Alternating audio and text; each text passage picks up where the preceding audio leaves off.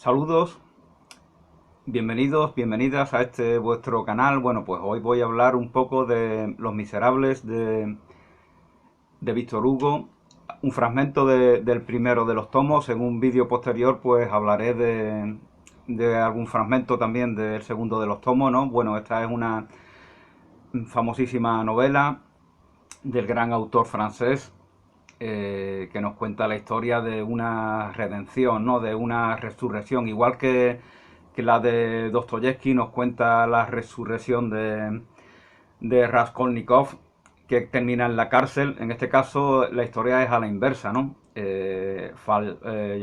Jean Valjean o Juan Valjean, como le llama en esta traducción antigua, traducción antigua del año 67, reeditado en el 71, traducida por Simon o Simon, del Círculo de Lectores, Barcelona. Y bueno, como os comentaba, en este caso la historia de Valjean empieza en la prisión, ¿no? Donde él se ha degradado bastante, cosa que desgraciadamente pues no es poco común. Y bueno, pues Víctor Hugo nos va contando la historia de cómo gracias a determinadas personas pues él recibe una influencia positiva y va emprendiendo un camino de regeneración espiritual. Pero bueno, yo no voy a hablaros de la trama, hay más de 20 películas famosas, por lo menos sobre esta película. Ahí tenéis muchos youtubers en donde os hablan de la trama de esta novela. Yo voy a hablaros de algunas de las ideas que Víctor Hugo, el gran escritor Víctor Hugo, nos habla en este libro, ¿no? En este caso, como os comentaba, del primer tomo, y en un futuro vídeo pues hablaré de algún fragmento de ese segundo tomo.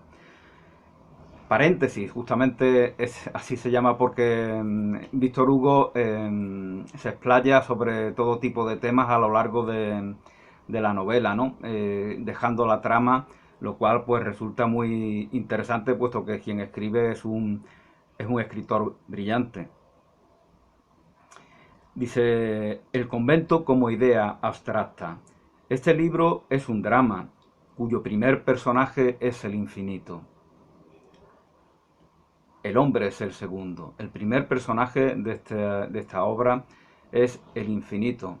El hombre es el segundo. En este supuesto, habiendo encontrado un convento en nuestro camino, no lo hallamos por casualidad, obviamente, sino que Víctor Hugo, por su decisión como autor, pues nos lleva a él, ¿no? Como previamente nos lleva al obispo Bienvenido, ¿no? Que tan importante función cumple con respecto al alma de Jean Valjean. En este supuesto, habiendo encontrado un convento en nuestro camino, hemos debido penetrar en él. ¿Por qué?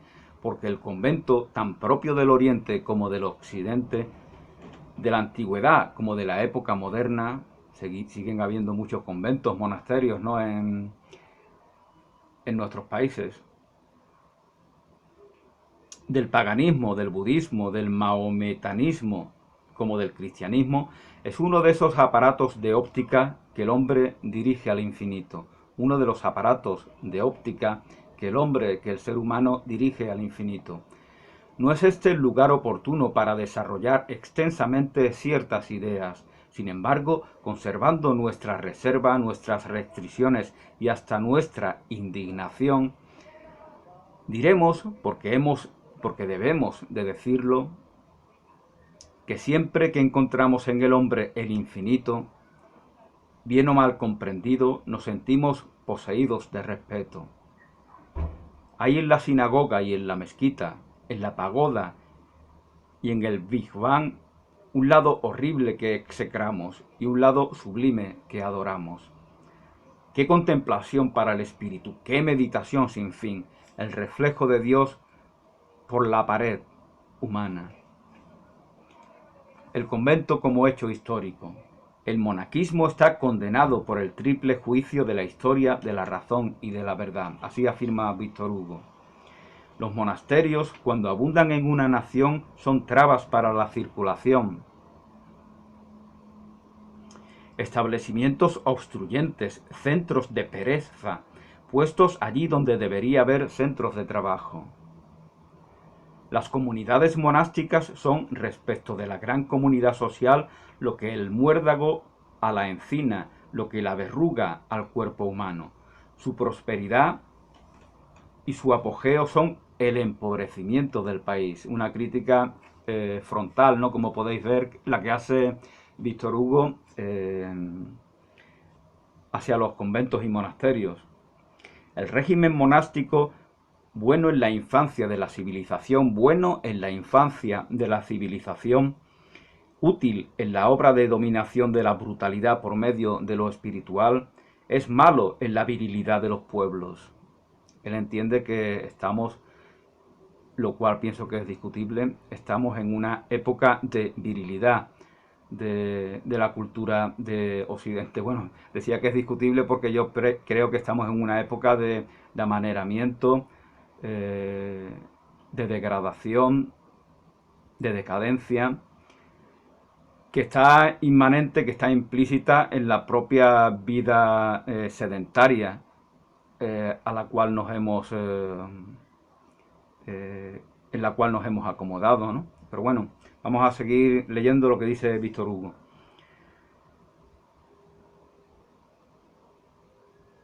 El régimen monástico, nos decía Víctor Hugo, es malo en la virilidad de los pueblos. Además, cuando se gasta y entra en el periodo de desarreglo, como que continúa sirviendo de ejemplo, es malo por las mismas razones que le hacen saludable en su periodo de pureza.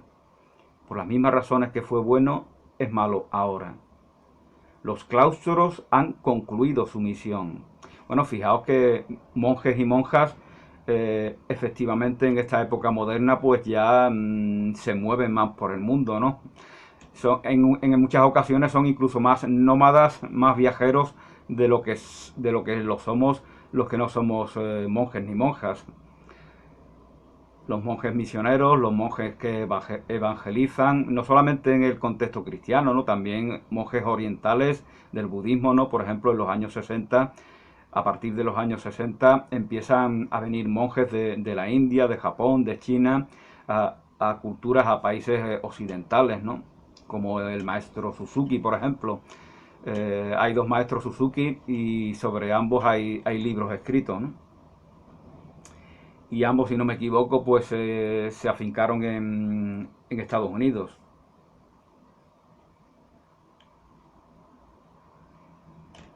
Los claustros han concluido su misión. Útiles para la primera educación de la civilización moderna, han sido un obstáculo para su crecimiento y son perjudiciales a su desarrollo. Como institución, como modo de formación para el hombre, los monasterios, buenos en el siglo X, de indiscutible utilidad en el siglo XV, son detestables en el siglo XIX. La lepra monacal ha carcomido casi hasta el esqueleto a dos grandes naciones, Italia y España. La lepra monacal nos ha carcomido, dice Víctor Hugo, tanto a Italia como a España. Luz la una y esplendor la otra durante siglos, a pesar, y aquí nos alaba el gran escritor francés que vivió en una época de su infancia en Madrid, siendo niño, y probablemente pues aprendería nuestra lengua. Y nos comenta eso de que España fue esplendor durante siglos y ahora está siendo, en este siglo XIX, está siendo carcomida por esa mentalidad atrasada que representan los conventos. En nuestros tiempos, estos dos pueblos ilustres empiezan a curarse, gracias solamente a la sana y vigorosa higiene del año 1789. Bueno, ya nos dice Víctor Hugo, nos lo dice en este mismo libro, nos lo recuerda Albert Camus en su obra El hombre rebelde, sobre la cual hice algunos vídeos. Todas las revoluciones son la Revolución Francesa. Víctor Hugo está convencido de que ese acontecimiento, de que lo que significa, sobre todo en el mundo de las ideas, en el mundo del pensamiento, en el mundo de la espiritualidad, de la filosofía, de la convivencia social, lo que significa la Revolución Francesa, es algo que se renueva una y otra vez en todo tipo de revoluciones que se van a ir dando posteriormente, con mayor o menor éxito. Y él piensa que esas ideas, pues de alguna manera, pues compensan ese retraso que una religiosidad caduca, que todavía persiste en países como España, puede todo el mal que puede causarnos pues es compensado por esas ideas revolucionarias. El convento, el antiguo convento de monjas, especialmente como existe aún al principio del siglo en Italia, en Austria y en España, es una de las más sombrías concreciones de la Edad Media. El claustro, ese claustro católico propiamente dicho, está lleno del sombrío esplendor de la muerte. El convento español es fúnebre, sobre todos los conventos el más fúnebre es el español.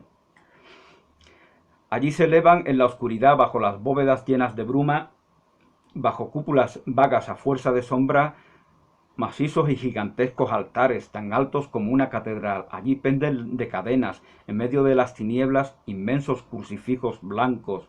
Allí se desatan desnudos sobre el ébano grandes cristos de marfil, más bien que ensangrentados, vertiendo sangre, etcétera, etcétera. No, bueno, nos recordaba Blanco White, el escritor sevillano, que se afincó precisamente en Inglaterra, de cómo viviendo en Cádiz un día asiste a una iglesia donde se van a disciplinar, ¿no?, los aspirantes a determinado puesto eclesiástico, y llegan incluso, se quitan pues las vestiduras que cubren el torso y empiezan pues a azotarse con la fusta o el látigo o lo que fuera, ¿no? E incluso llegan a salpicar las paredes, ¿no? Y empiezan como a competir entre unos, cada vez se van más fuertes, ¿no? Es algo siniestro, ¿no? Y Blanco White pues nos lo cuenta en algunas de sus obras.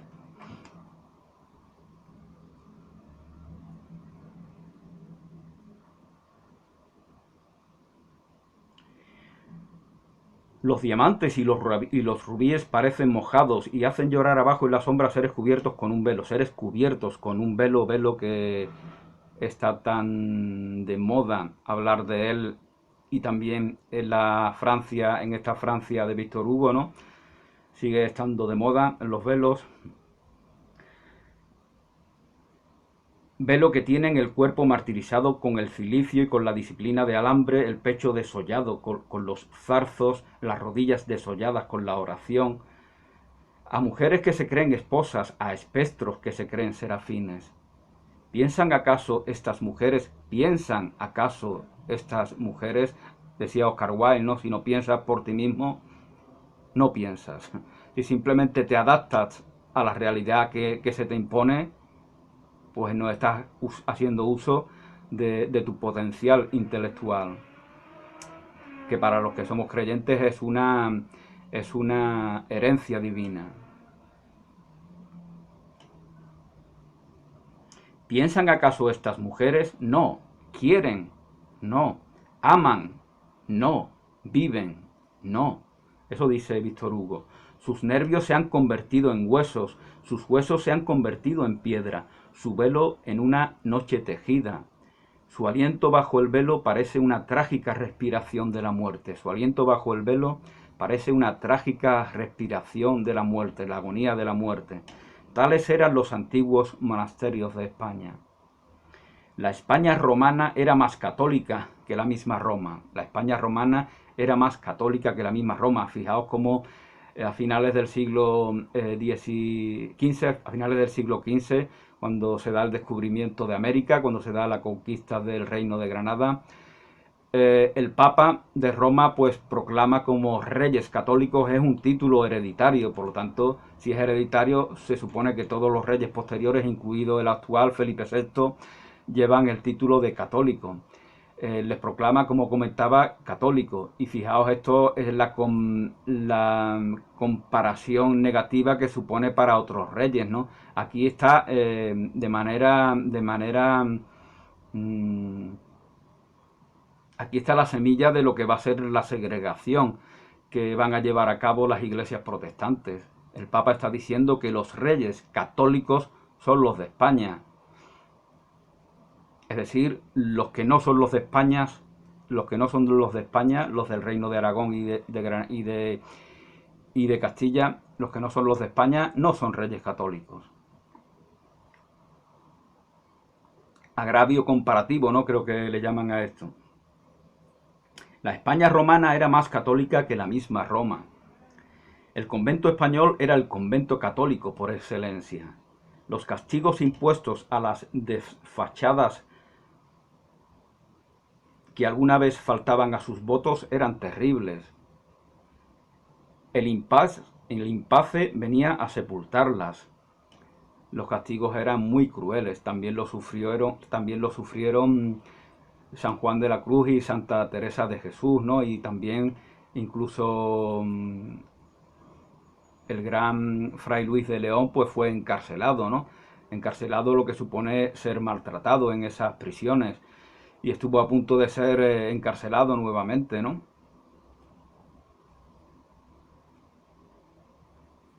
Hoy los defensores de lo pasado, no pudiendo negar estas cosas, los defensores de lo pasado que sabemos que siguen en su labor defensiva de estas épocas siniestras, no pudiendo negar estas cosas, los defensores del pasado han tomado el partido de sonreírse. Es el cinismo, ¿no? Tan proverbial en algunas personas cuando se saben derrotadas, ¿no? Cuando saben que ya su postura no es la razonable. Entonces se mofan de aquellos que les han puesto en evidencia. Esto, por desgracia, es bastante común en España y por desgracia lo sigue siendo. Se ha hecho de moda un medio cómodo y extraño de suprimir las revelaciones de la historia, de debilitar los comentarios de la filosofía, de borrar todos los hechos desfavorables y todas las cuestiones sombrías. Materia de declamaciones, dicen los hábiles. Declamaciones, dicen los necios. Juan Jacobo, se refiere a Rousseau, es un declamador. Diderot, Voltaire, etcétera, etcétera, todos son declamadores, todos son charlatanes, ¿no? Más o menos es lo que nos viene a dar a entender. En uno de los calabozos, pasamos un poco hacia adelante en este texto, en uno de los calabozos hay un pedazo de argolla soldado al muro, en otro se ve una especie de caja cuadrada hecha de 4 losas de granito, demasiado corta para echarse y demasiado baja para estar sentado. Allí se metía un ser humano, allí lo metían en un espacio súper pequeño para torturarlo, para maltratarlo, para castigarlo. Con una losa encima, así eran, aún se ven, aún se tocan. Estos calabozos, estos goznes de hierro, estas argollas, este alto tragaluz a cuyo nivel corre el río, estaban al nivel del río, con lo cual eran muy húmedos y hacía un frío espantoso en esos lugares en donde se castigaban a veces a monjas y a monjes. Esa caja de piedra cerrada con una losa, lo mismo que una tumba, con la única diferencia de que el muerto está vivo, con la única diferencia de que el muerto era un vivo. Ese suelo de fango, ese agujero de la letrina, esas tapias rezumadas, qué declamadores, que aquí sí que expresan explícitamente esa crueldad gratuita y sin sentido a la que se sometían a tantas personas, ¿no? En esa época, que algunos echan de menos. ¿Bajo qué condiciones puede respetarse lo pasado?, nos dice en otro apartado. El monaquismo, tal como existía en España y tal como existe en el Tíbet, es una especie de tisis para la civilización. Detiene la vida de un golpe, despuebla sin más ni más. Claustración es lo mismo que castración. Claustración es castración, dice Víctor Hugo. La vida sedentaria también es una especie de claustración. Aquí encerrados en estos pequeños habitáculos que llaman apartamentos. Decía un psicólogo que esto de estar encerrados entre paredes en habitáculos tan pequeños nos afectan a la manera, tienen una repercusión en la manera en la que se desarrolla nuestro intelecto, ¿no?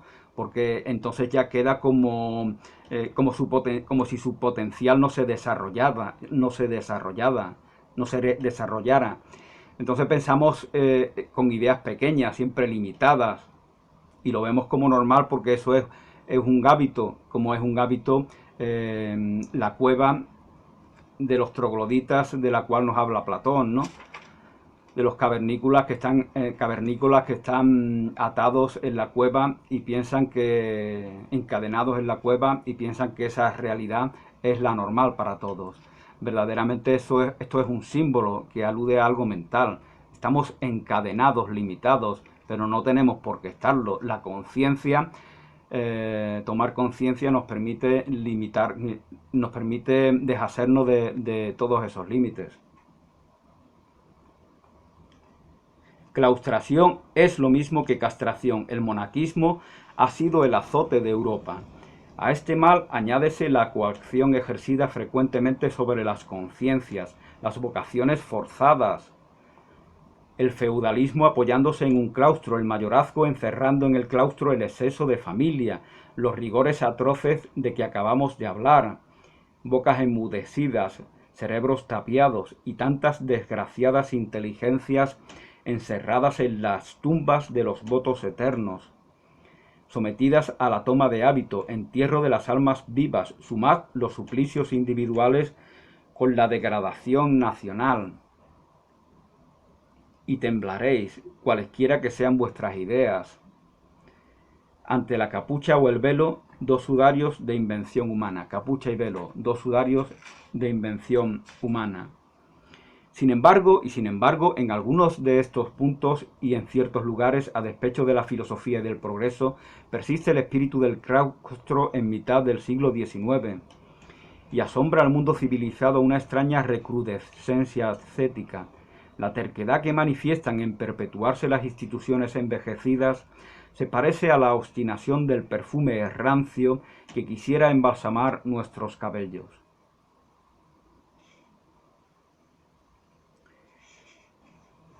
Voy a pasar a otro apartado en el cual pues quizá Víctor Hugo vea aspectos positivos de esta vida monacal.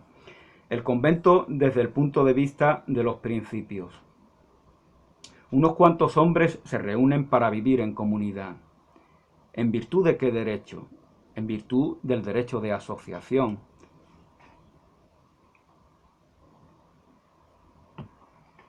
Viven encerrados. ¿En virtud de qué derecho? En virtud del derecho que tiene todo hombre para abrir o cerrar su puerta. No salen nunca. ¿En virtud de qué derecho? En virtud del derecho que tiene el hombre para ir y venir libremente, lo que implica el derecho de quedarse en casa. ¿Y en su casa qué hacen? Hablan en voz baja, bajan los ojos, trabajan, renuncian al mundo, renuncian a la vida de las grandes poblaciones, las grandes núcleos urbanitas, ¿no? Las grandes megápolis que asfixian desde mi punto de vista, sobre todo ahora con el desarrollo industrial y tecnológico, asfixian al ser humano. Renuncian al mundo, a la vida en las grandes poblaciones, a la sensualidad, a los placeres, a las vanidades, al orgullo, al interés. Van vestidos de tosco paño o de tosca tela. Ninguno posee nada. El rico se hace pobre al entrar allí, porque lo que tiene lo da a todos. El que era lo que se llama noble, caballero y señor es igual al que se llama villano. La celda es igual para todos. Todos pasan por la misma tonsura.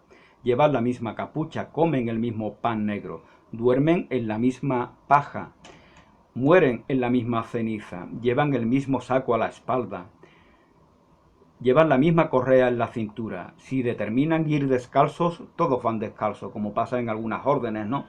Como los carmelitas descalzos. Entre ellos podrá haber un príncipe, pero este príncipe será una sombra como los demás. Allí no hay títulos. Como en la República, los títulos nobiliarios quedan inhabilitados, ¿no? Allí no hay títulos, hasta los apellidos de familia desaparecen. Solo son conocidos por el nombre. Todos están encorvados bajo la igualdad del nombre del bautismo. Han disuelto a la familia carnal y constituido en su comunidad una familia espiritual. Sus parientes son todos los hombres. Socorren a los pobres y cuidan a los enfermos. Eligen a aquellos a quienes han de prestar obediencia y unos a otros se llaman hermanos. Unos a otros se llaman hermanos. Aquí me interrumpís diciendo, pero ese es el convento ideal. Basta que sea el convento posible para que sea el que debo considerar. Esta es la causa de que en el libro anterior haya hablado de un convento con respeto. Se refiere al segundo libro de este primer tomo, titulado Cosette. Esta es la causa de que en el libro anterior haya hablado de un convento con respeto, prescindiendo pues de la Edad Media, prescindiendo de la cuestión histórica y política que nos hemos reservado tratar, considerando esta cuestión desde el punto de vista estrictamente filosófico, fuera de la esfera de la polémica militante, y con la condición de que la vida monástica sea absolutamente voluntaria. La espiritualidad, un camino espiritual, es un camino voluntario.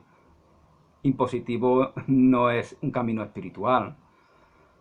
Si yo te doy un bien a ti, te lo doy porque quiero. Si te lo doy obligatoriamente, pues entonces eso es un robo, es una opresión.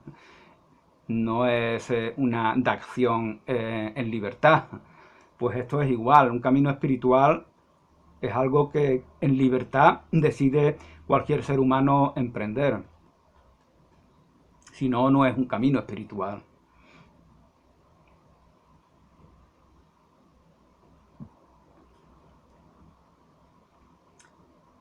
La vida monástica sea absolutamente voluntaria y solo entren en ella los que tengan vocación. Miraré siempre las comunidades religiosas siempre que sea así, miraré las comunidades religiosas, dice Víctor Hugo, con atenta gravedad, con deferencia en algunos puntos. Donde hay comunidad hay asociación. Donde hay asociación hay derecho. El monasterio es el producto de la fórmula igualdad, fraternidad.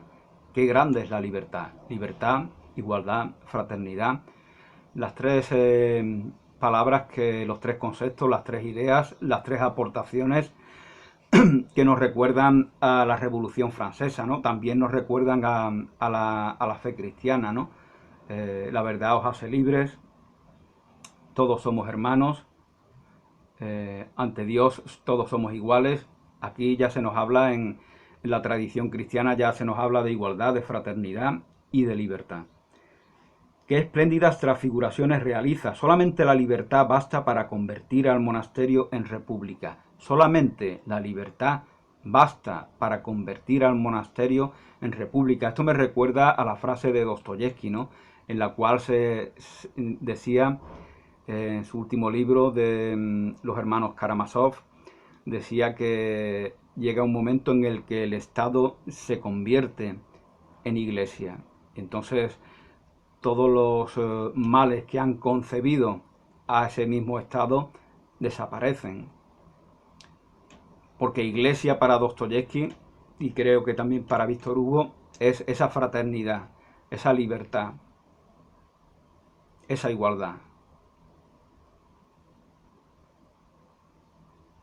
Continuemos. Pero estos hombres y estas mujeres que viven encerrados en cuatro paredes, que se visten de toscaballeta, que son iguales, que se llaman hermanos, ¿hacen algo más? Sí. ¿Qué? Dirigen su mirada a la sombra ilimitada, se ponen de rodillas, juntan las manos. ¿Qué significa esto? Oran. ¿A quién? A Dios. Orar a Dios. ¿Qué quiere decir esta palabra? ¿Qué quiere decir orar a Dios? Hay un infinito fuera de nosotros, ya nos hablaba al principio del infinito. Este libro es un drama cuyo primer personaje es el infinito.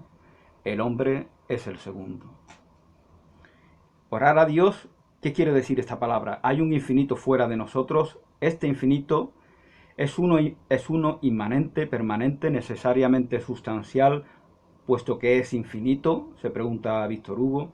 Y si la materia le faltase, ¿esa sería una limitación? Si la materia le faltase a ese infinito, ¿sería eso una limitación?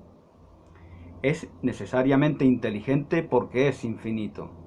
Y si le faltase algo de inteligencia, ¿sería infinito? Este infinito despierta en nosotros, se pregunta Víctor Hugo, este infinito la idea de esencia, mientras que no podemos atribuirnos a nosotros mismos más que la idea de existencia, esencia y existencia. Esto también es bastante actual, ¿no? Recordemos el existencialismo, ¿no? El existencialismo que hace, pues parece ser que niega la esencia, y según Víctor Hugo, o según parece deducirse de aquí, esa esencia está en relación con ese infinito que protagoniza esta obra de Víctor Hugo, cuyo segundo personaje es el hombre, el ser humano. Aquí podéis ver que el propósito de estos autores, ¿no? Esto me recuerda a lo que decía Lidia Cacho, ¿no? Que sobre la cual hice sobre uno de sus libros hice un vídeo sobre esta autora mexicana. En alguno de sus libros ella critica la frivolidad con la que se habla del maltrato a los menores, ¿no? Y también a la prostitución, ¿no?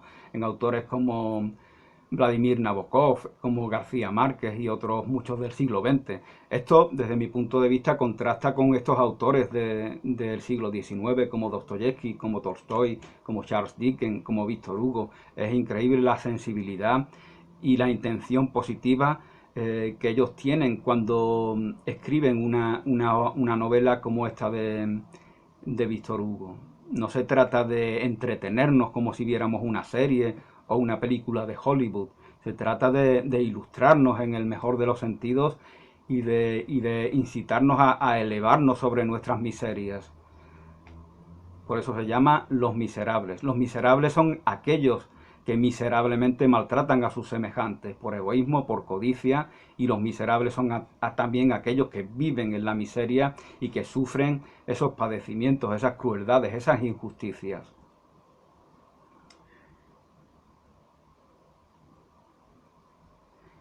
Este infinito despierta en nosotros la idea de esencia, mientras que no podemos atribuirnos a nosotros mismos más que la idea de existencia. En otros términos, es lo absoluto respecto del cual somos lo relativo. Es ese infinito lo absoluto respecto del cual nosotros, los seres humanos, somos lo relativo.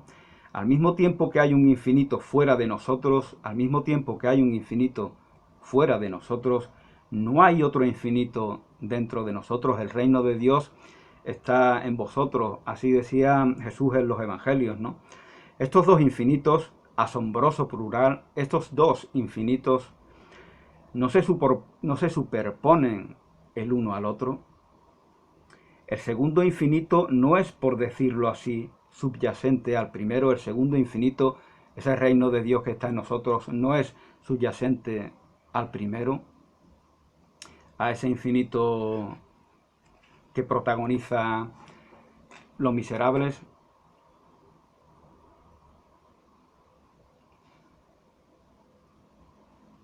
No es su espejo, su reflejo, su eco, abismo concéntrico de otro abismo, abismo concéntrico de otro abismo. No es su expansión, creced y multiplicaos, expandíos, proyectar el amor, proyectar la fuente de vida. Es inteligente también ese segundo infinito, es inteligente también, esperemos que sí. Piensa, ama, quiere. Si los dos infinitos son inteligentes, cada uno de ellos tiene un propio volante. En cada uno hay un yo, así en el infinito superior como en el inferior. En cada uno de ellos hay un yo. El yo de este mundo es el alma, el yo de este mundo es el alma, y el yo de arriba es Dios. Pues bien, orar es poner mentalmente el infinito de aquí abajo en contacto con el infinito de arriba. Orar es poner el infinito de aquí abajo en contacto con el infinito de arriba. No quitemos nada al espíritu humano, porque suprimir siempre es malo. Lo necesario es reformar y transformar. Ciertas facultades del hombre se dirigen hacia lo desconocido. El pensamiento, la meditación, la oración. Ya os comentaba en el vídeo que hice sobre Francisco de Sales, sobre el Tratado del Amor de Dios, que meditación, oración, contemplación son tres niveles dentro de una progresión espiritual. La meditación nos predispone a la oración, que es el diálogo con la fuente de vida, con el Creador, con Dios, con la esencia de la propia vida. Y la contemplación pues ya es ese estado de misticismo puro al cual raramente accede el hombre común, ¿no? Si no es en momentos puntuales. En la contemplación ya no hay una conciencia dual, sino que es el gozo de toda la creación, el gozo de ese infinito que protagoniza esta obra de Víctor Hugo.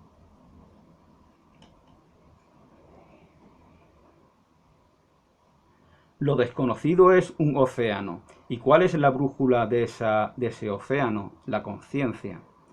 El pensamiento, la meditación y la oración son fulgores misteriosos. Respetémoslos. ¿A dónde van estas irradiaciones majestuosas del alma?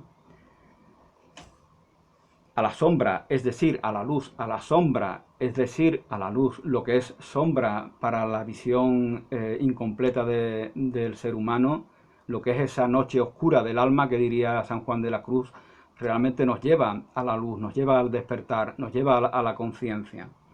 Nuestra síntesis se convierte en esta frase: destruir el fanatismo, venerar lo infinito, tal es la ley, destruir el fanatismo. La grandeza de la democracia consiste en no negar nada, en no renegar de nada de la humanidad. Esa es la grandeza de la democracia según Víctor Hugo. Cerca del derecho del hombre, a lo menos a su lado, coloca el derecho del alma. No nos limitemos a prosternarnos ante el árbol del Creador, ante el árbol creador, y a contemplar sus inmensas ramas cuajadas de estrellas. Tenemos un deber más alto: trabajar en pro del alma humana, defender el verdadero misterio contra el falso milagro, adorar lo incomprensible y rechazar lo absurdo, no admitir en materia de cosas inexplicables más que lo necesario, purificar la creencia, barrer las supersticiones de sobre la religión, limpiar de gusanos la idea de Dios. Ya lo decía Dostoyevsky, Dostoyevsky, estoy con los mujiks, con los campesinos, con la gente sencilla, pero no estoy con su ignorancia, ni con su superchería, ni con sus supersticiones, porque son males que ellos sufren, y por lo tanto, dentro de ese bien que yo admiro en ellos y con el cual me identifico, están esos dos elementos que de ninguna manera puedo validar ni en mí ni en ellos, que son la ignorancia y la superstición.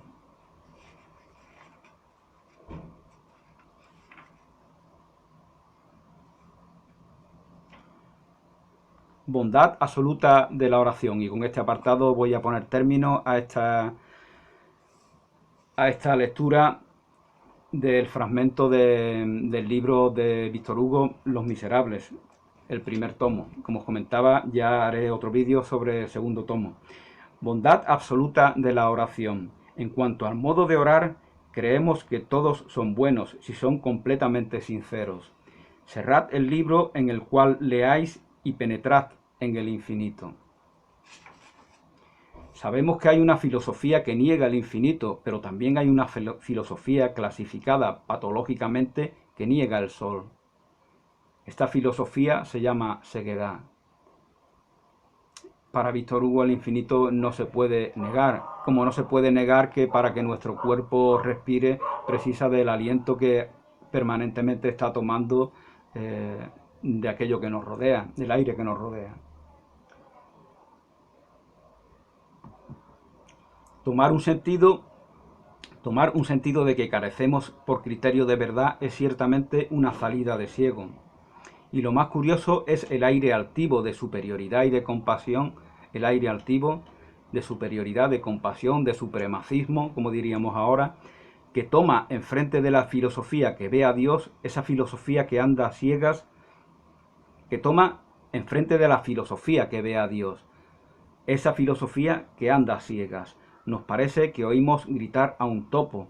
Me dan lástima con su sol. Un topo, hay un relato de Kafka en el cual pues nos cuenta las aventuras de un topo en ese mundo subterráneo, ¿no? Y nos va transmitiendo esa sensación de asfixia que en el relato que resulta incluso agobiante, ¿no? Pues de alguna manera para Víctor Hugo ese es el mundo en el cual viven estos topos que no quieren ver el sol, que representan para él a los encadenados de la caverna platónica, mientras que aquel que busca a Dios representa el que se ha liberado de esas cadenas y sale a la naturaleza. Nosotros saludamos al filósofo, pero calificamos inexorablemente su filosofía. No es menos admirable la facilidad con que muchos se pagan de palabras. Una escuela metafísica del norte un poco nebulosa ha creído que hacía una revolución en el entendimiento humano, sustituyendo la palabra voluntad por la palabra fuerza.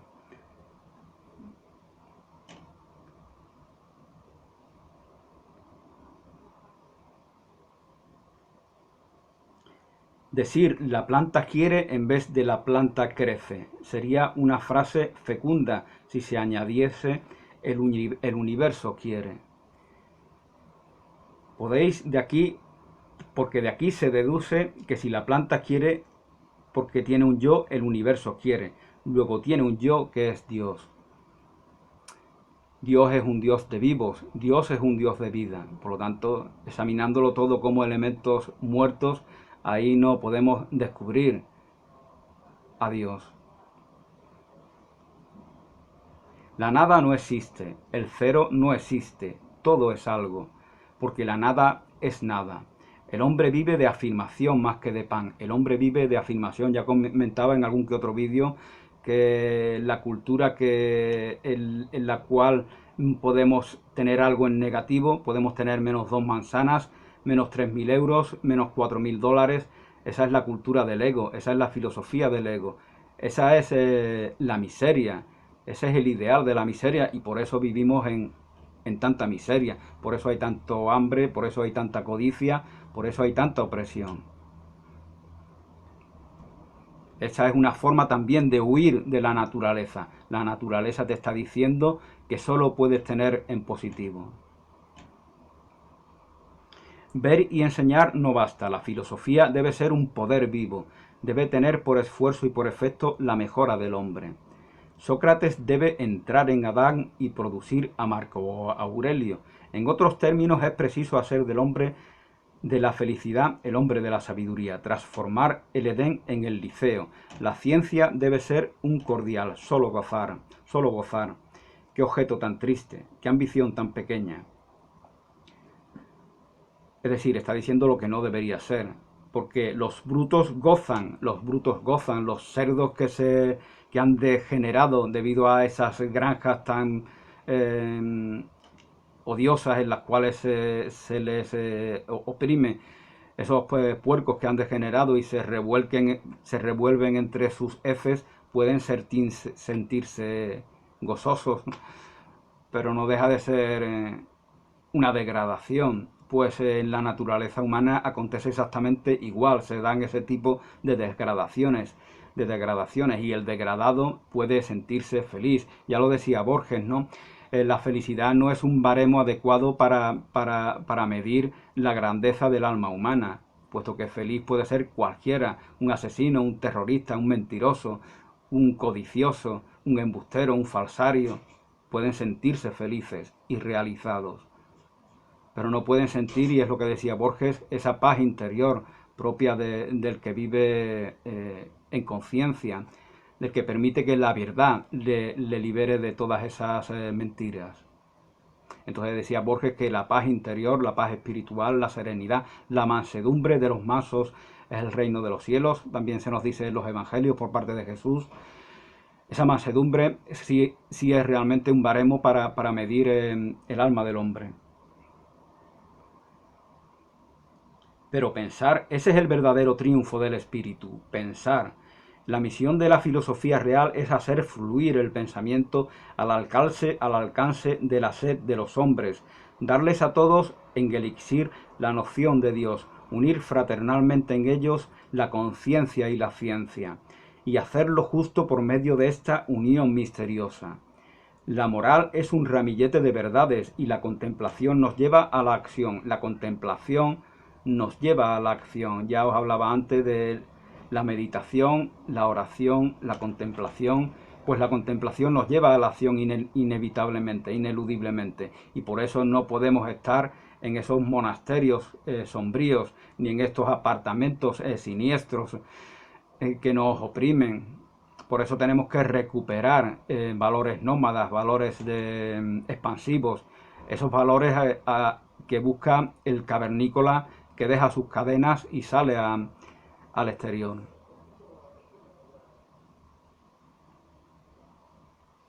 La moral es un ramillete de verdades y la contemplación nos lleva a la acción. Lo absoluto debe ser práctico, lo absoluto debe ser práctico, lo ideal debe de ser respirable, potable, comestible al espíritu humano. Solo lo ideal puede decir, tomad, esta es mi carne, tomad, esta es mi sangre. Eso nos dice Jesús, nos está refiriendo a su cuerpo físico. Bebed, esta es mi sangre, tomad, este es mi cuerpo, esta es mi carne. Se está refiriendo a algo espiritual, a otro tipo, a aquello que nos alimenta el alma. La sabiduría es una comunión sagrada. Solo bajo esta condición deja de ser un amor estéril de la ciencia para convertirse en el modo único y soberano de la unión humana, y pasa de ser filosofía a ser religión. Repito, la sabiduría es una comunión sagrada. Solo bajo esta condición deja de ser un amor estéril de la ciencia para convertirse en el modo único y soberano de la unión humana, y pasa de ser filosofía a ser religión. La ciencia nos da muchas respuestas, pero jamás puede dar una respuesta definitiva, puesto que en todas sus respuestas hay nuevas incertidumbres, nuevas cuestiones, nuevos problemas para resolver, con lo cual cuanto más has progresado en el mundo de la ciencia, más misterios hay ante ti, más misterios reconoces, más misterios, más enigmas reconoces en ese camino de progresión, con lo cual la ciencia jamás puede satisfacer la sed del alma.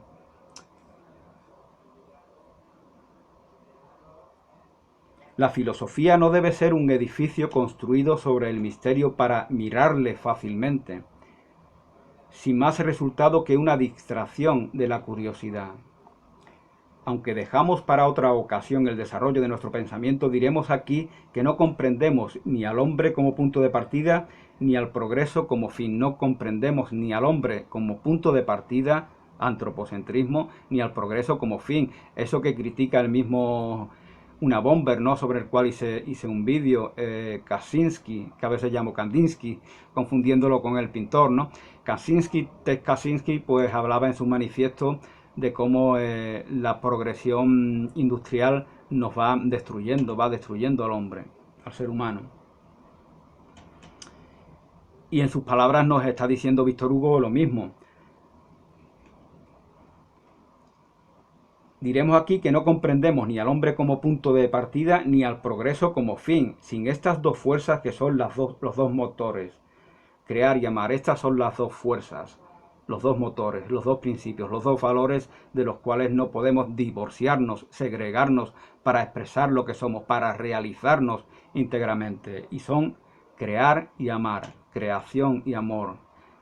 Tenemos que crear, tenemos que amar para que se dé esa realización, tanto individualmente como colectivamente, como al nivel de toda la humanidad.